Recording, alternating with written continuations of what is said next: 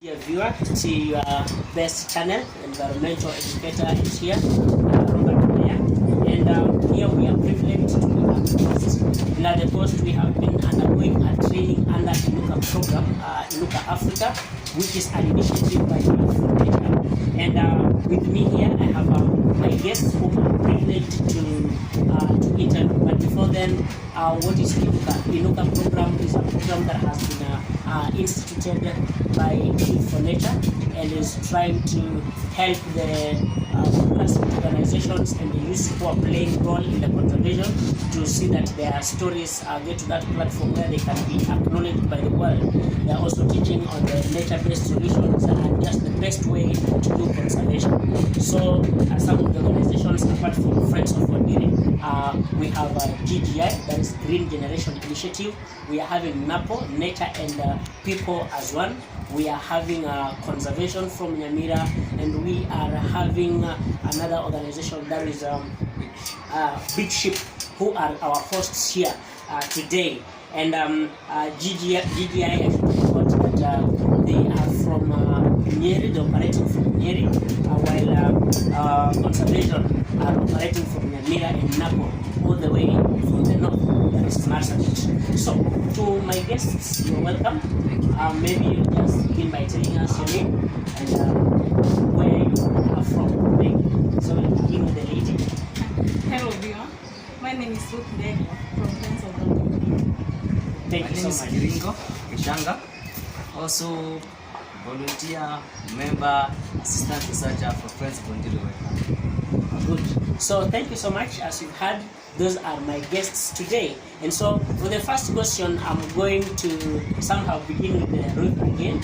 So maybe if you could just highlight to us some of the challenges that the Ondiri wetland as an ecosystem is facing, or as conservationists are facing with regard to conservation.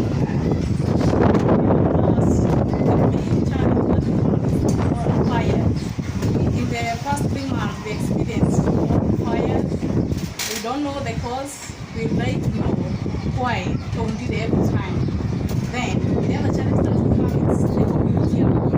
The community around is not embracing whatever we are doing because they support the fires every time.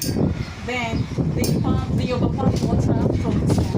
Those are the big challenges that we have. Thank you so much. Maybe I just have the same question to ask you, Mr. Ondiri. When he says that the major problem we are facing is the community not embracing, does it mean you have not been able to engage them so much in a way that they can get that understanding and why what is it do and in that? Thank you very much, Mr. Mayor. Indeed, the community and the Friends of Ondiri in Kenya, we do not really, the word is, we're not aligned to the same solutions. One challenge is that we have not really sensitized and enabled the community to be accountable for what they are doing and to understand the importance. So, like she said, there have been many fires and there's been a challenge of the water abstraction. So, us as a grassroots wetland, reaching out to the community must be tough, and we can accept that. But going by the training we've gone through at Inuka is not before anything else. First, we need to reach out to the community, because once we do that, then they will understand that probably settling the wetland on fire and abstracting water without filtering the water has a direct negative effect on them, because the immediate benefits might be seen, but in the long run, the water abstraction is going to affect their agriculture, and it's going to affect the biodiversity, especially in the fact that the wetland is habitat for the endangered grey crested crane, which can bring benefit benefits to them as well, especially through ecotourism. So thank you very much for that. So maybe if I could get back to you, Madam Ruth, I believe that Ondiri has also been facing a challenge to the pollution. I don't know how you've been able. Is there anything that you have done? And if there is anything that you've done, maybe if you could tell us in a nutshell. Yeah, we tried to expand on that. There were illegal sewage connection. We talked with the county government of Kiambu. They helped us to relocate the pipes exactly where they were, because they were polluting the ecosystem directly, but they had us and they directed them somewhere else. That is a big win for us. Wow, that's so good. So I think with that having been done satisfactorily, I think I could ask maybe another question. Now that they are here at the coast and the training has been mostly on nature-based solutions. So I don't know, Bwana Kringo, if there are any nature-based solutions you have been practicing or you intend to practice to see that the challenges the wetland and you as a community are facing are addressed. What can you say about that? Indeed, once again, thank you for that question. So there are some nature-based solutions that Friends of Ondiri Wetland Kenya has come up with, and let me start with the first one, which I think, what I think is the main solution that we can come up with. Ondiri Wetland, by nature, is recharged from beneath, subsurface.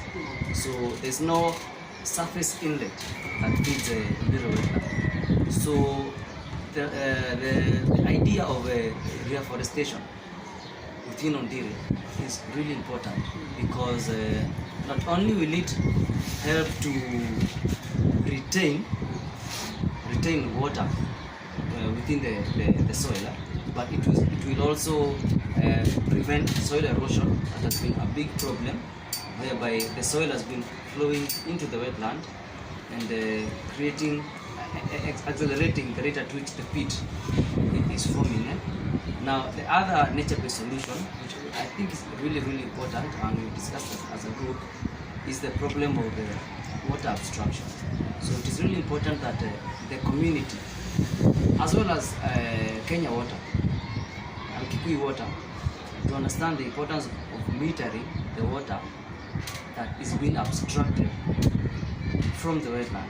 And not because it is wrong for us to abstract this water. Accountability. It is good for us to understand, for them to understand why this water needs to be monitored, because in the end, it is a solution that will help at least even make Rivanyongara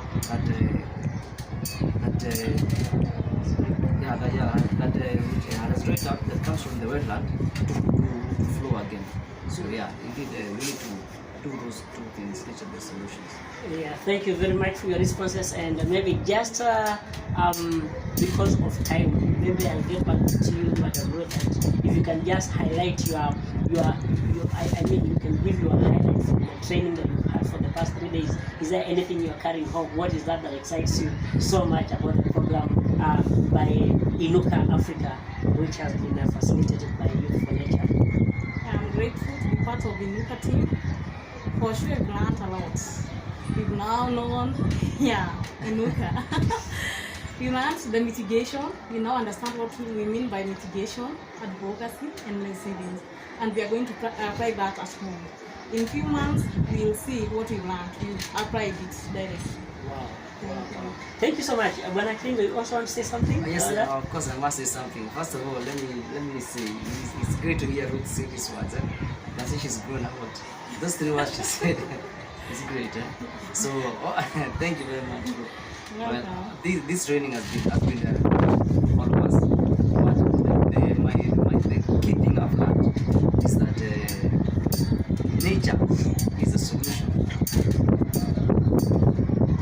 our problems, and so nature, people, you can't separate them, but you have to work with nature to help us solve the challenges that we're going through.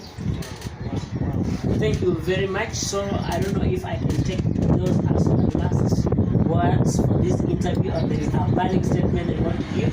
Well, Mr. Mayor, let us give this opportunity because you're a part of us, and maybe you can also say something on behalf of. So I am the host of this show, but since they are throwing the ball back to my court. But this is what I would want to say.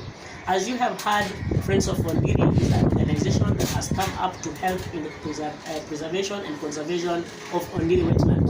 Ondiri Wetland is a wetland of both national and international importance, and by all means we have to do all that it takes to see that it has been protected because of the challenges that my colleagues have mentioned, because of some of the nature-based solutions that they have learned that are put in place to see the conservation of the wetland happening. Therefore, it is important because according to me, community engagement is paramount, and I think among many things that we are going to do as an organization or as a people is to ensure that the community has a proper understanding of the need that is at hand.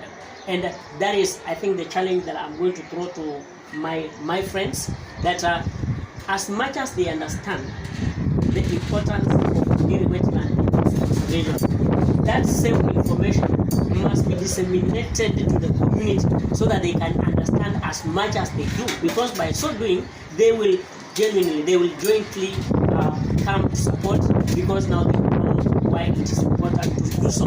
And this is what we are borrowing from the big ship organization. That is exactly what they've done. They have done massive training and